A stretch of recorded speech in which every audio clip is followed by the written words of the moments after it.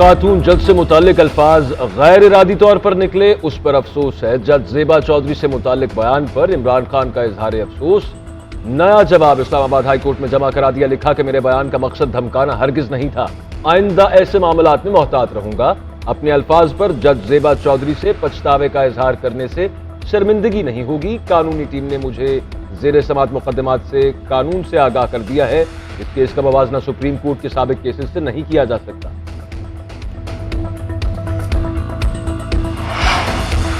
Missing persons کو بازیاب کروائیں ورنہ وزیر اعظم عدالت کے سامنے پیش ہوں گے۔ عدالت یہ نہیں چاہتی، لیکن معاملہ بہت اہم نوعیت کا ہے۔ کیا کبھی کوئی سول چیف ایگزیکٹو کہہ سکتا ہے کہ وہ بے بس ہے؟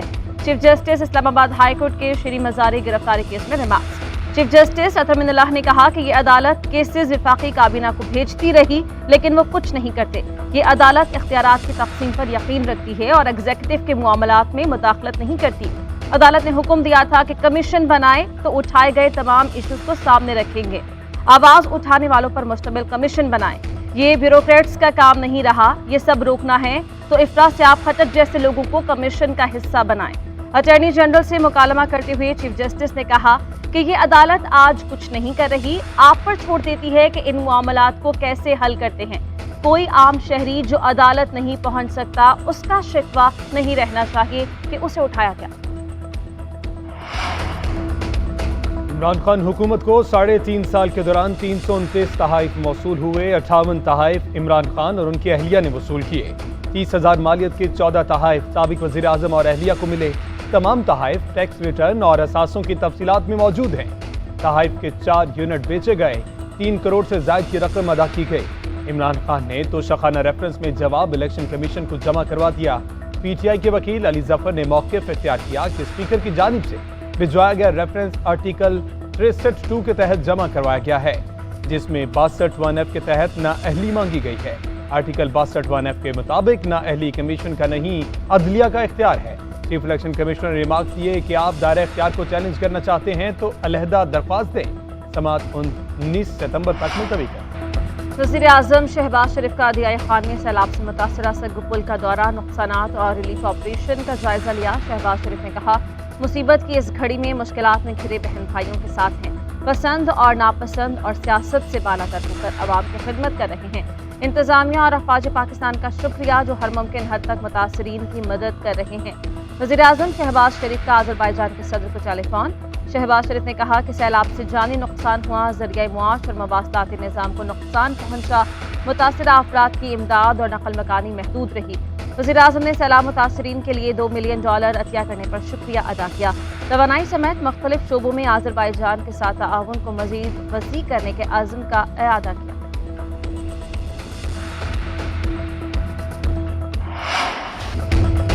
منچر جھیل کو کٹ لگانے کے بعد 300 دیہات زیر آب، سہون شہر کو خطرہ برقرار، ایئرپورٹ پانی میں ڈوب گیا۔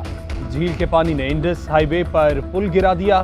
دادو اور لاڑکانہ کا سہون اور حیدرآباد سے زمینی رابطہ منقطع، بھوبک اور جعفر آباد مکمل ڈوب گئے۔ RD 54 اور 52 سے پانی کا اخراج جاری۔ محکمہ انہار کے مطابق جھیل میں پانی کی سطح میں کمی نہیں ہوئی۔ 0 پوائنٹ کے قریب 50 فٹ چوڑا شگاف پڑنے سے پانی فارورڈ کی طرف بڑھنے لگا۔ دادو کے سیم نالے میں کالی موری کے مقام پر بند میں دراڑیں پڑ گئیں۔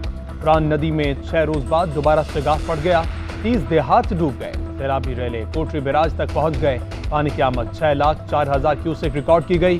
بلوچستان سے آنے والے ریلوں کی باعث جوہی اور میہڑ کے رنگ بندوں پر بھی پانی کا دباؤ برقرار۔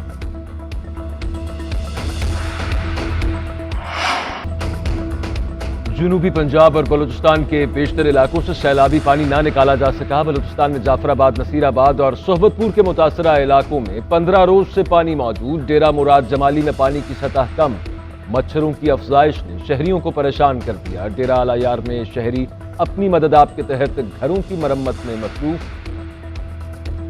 بابا کوٹ، منجھور ٹوری، میر حسن کنداخا اور ربی میں بے گھر خاندان۔ پنجاب میں رجحان میں سیلابی پانی تاحال موجود۔ راجن پور میں ریلوے ٹریک کی تاحال مرمت نہ ہو سکی۔ 22 روز سے ٹرینوں کی آمد و رفت معطل۔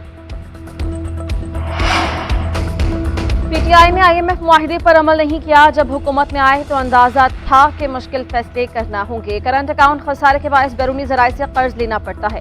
सैलाब पर IMF से आज शाम बात करूंगा। वजीर खजाना मिफ्ता इस्माइल का मुआशी सूरत हाल पर सेमिनार से खिताब। कहा, रवा माली साल के दौरान मजमूई तौर पर 36 अरब डॉलर की जरूरत थी। सेल्स टैक्स नहीं बढ़ाया, इनकम टैक्स 38% से बढ़ रहा है। गुज़श्ता माली साल 80 अरब डॉलर की दरामदाद और 30 अरब डॉलर की दरामदाद थी। 10 से 12 लाख ओवरसीज पाकिस्तानी 39 अरब डॉलर की तरसीलात भेजते हैं।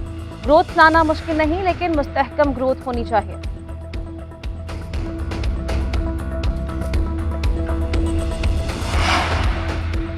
दफा 144 की खिलाफ वर्जी का केस इस्लामाबाद की सेशन कोर्ट में इमरान खान समेत दीगर PTI रहनुमाओं की जमानतों में 27 सितंबर तक तौसी।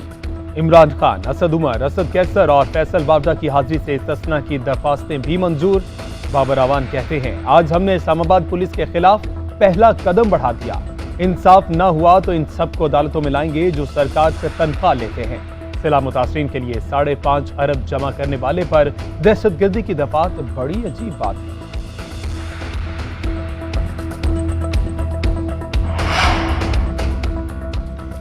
FIA मनी लॉन्ड्रिंग केस, साबिक वजीर आला Hamza Shahbaz FIA special central court पेश। वजीर आजम शहबाज शरीफ की हाजिरी माफी की दरखास्त। फाजिल जज ने रिमार्क्स दिए कि क्या शहबाज शरीफ 10 मिनट के लिए अदालत पेश नहीं हो सकते। 1 माह की तारीख थी, उसके बावजूद नहीं आए। अदालत ने शहबाज शरीफ के दौरों की तफसील तलब कर ली। केस की समाअत 17 सितंबर तक मुलतवी। वजीर आजम शहबाज शरीफ और हमजा शहबाज ने बर्रियत की दरखास्त भी दायर कर दी।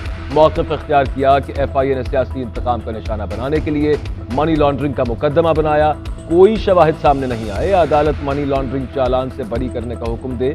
अदालत ने बरियत की दरखास्त पर FIA से जवाब तलब कर लिया।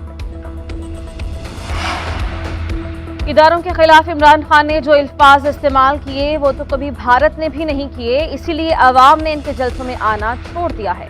नून लीग के रहनुमा अता तारड़ की अदालत के बाहर मीडिया से गुफ्तगू। चेयरमैन PTI को आड़े हाथों लिया। कहा, रियासत मुखालिफ बयानियां अपनाने की एक वजह यह है कि इन्हें अपनी चोरी बचानी है। तोशाखाना से तहाइफ लिए गए यहूदियों और भारतीयों ने फॉरेन फंडिंग में पैसे भेजे।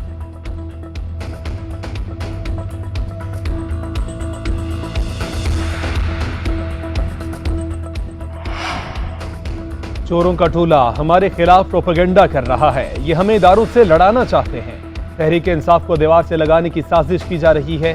हुकूमत मुझे नाअहल करना चाहती है। मैं कभी इनकी गुलामी कबूल नहीं करूंगा। जब तक इदारे मजबूत और ताकतवर नहीं होंगे, मुल्क ऊपर नहीं आएगा। चेयरमैन तहरीक इंसाफ इमरान खान का पेशावर में जलसे से खिताब।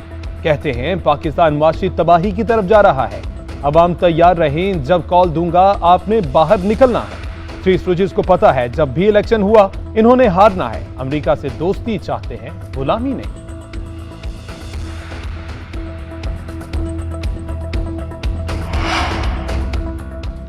इमरान खान और IMF के मुआहदे अवाम को भुगतना पड़ रहे हैं। इमरान खान ने मुल्क को अंधेरों की दलदल में धकेला है। एहतसाब अदालत के बाहर शाहिद खाकान अब्बासी की मीडिया से गुफ्तगू। कहा कि नाम नहाद एहतसाब का अमल कई सालों से चल रहा है। साबिक चेयरमैन नैब की कारकर्दगी सबके सामने है। 4 साल केस बनाए रखा, नाकाम रहे। मुश्किल फैसले करके ही मुल्क को तरक्की की राह पर गामजन करेंगे। इलेक्शन अपने मुकर्ररा वक्त पर हमारी मुद्दत मुकम्मल होने के बाद ही होगा।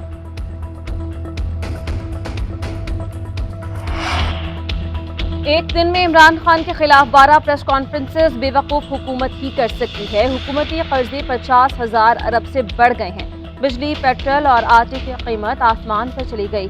सारी सियासत अहल को नाअहल और नाअहल को अहल बनाने के लिए हो रही है। आज मुल्क के वजीर आजम को अदालत में आवाज पड़ेगी कि मुल्जिम हाजिर हो। साबिक वज़ीर दाखिला शेख रशीद का ट्वीट। लिखा, सहाफियों की जबरी बरतरफी और जिला वतनी बेगुनाहों पर झूठे मुकदमात हुक्मरानों के लिए दरसे इबरत बनेंगे। कारखानों की बंदिश, महंगाई और बेरोजगारी का तूफान है। ये आवाम से मुंह छुपाते फिरेंगे। झपटना पलटना, पलटकर झपटना, लहू गर्म रखने का है एक बहाना। जंग सितंबर में दुश्मन के दांत खट्टे करने वाले शाहीनों को कौम का सलाम। मुल्क की फ़ज़ाई हदूद का दिफा करने वाले जांबाजों की याद में यौम फ़ज़ाइया आज मनाया जा रहा है।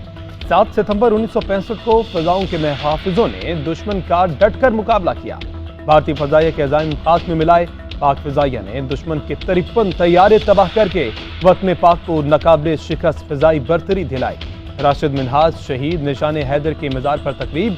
ایئر وائس مارشل نعیم افضل کی مزار پر حاضری، پھولوں کی چادر چڑھائی۔ پاکستان ایئر فورس کے چاقو چپن دستے نے راشد منہاج شہید کی قبر پر سلامی پیش کی۔ پاک فضائیہ نے 7 ستمبر کی مناسبت سے دستاویزی فلم جاری کر دی۔ مانا اسکواڈرن لیڈر ایم عالم نے آج ہی کے دن دشمن کا غرور خاک میں ملایا۔ سرگودھا میں تاریخ ساز معرکے میں بھارت کے 5 حملہ آور طیاروں کو ایک ہی بار میں یکے بعد دیگرے مار کر گرایا۔ 4 ہنٹر طیارے 30 سیکنڈز میں ایم عالم کا شکار ہیں۔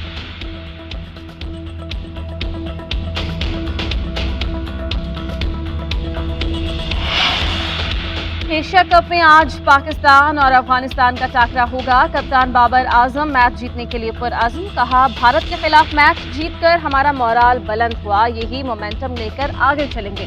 ایشیا کپ کی ٹرافی صرف بولنے سے نہیں جیتی جاتی، کوشش اور محنت بھی کرنی پڑتی ہے۔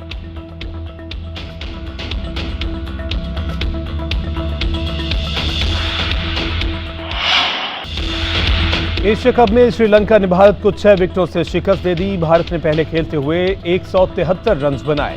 سری لنکا نے آخری اوور میں مطلوبہ سکور پورا کر لیا۔ سری لنکا کی جانب سے کوشل مینڈس نے 57، نسانکا نے 52 رنز کی اننگز کھیلی۔ کپتان دسن شانکا 33 اور راجاپکسے 25 رنز بنا کر ناقابل شکست رہے۔ بھارت کے فائنل میں پہنچنے کے امکانات معدوم۔ اور اردو ادب کا بڑا نام، معروف ادیب، افسانہ نگار، ڈرامہ نویس اور داستان گو اشفاق احمد کو ہم سے بچھڑے 18 برس بیت گئے۔ مشہور افسانوی مجموعوں میں ایک محبت، 100 افسانے، اجلے پھول، سفر مینا، فلکاری شامل۔ اشفاق احمد کو صدارتی تمغہ برائے حسن کارکردگی سے بھی نوازا گیا۔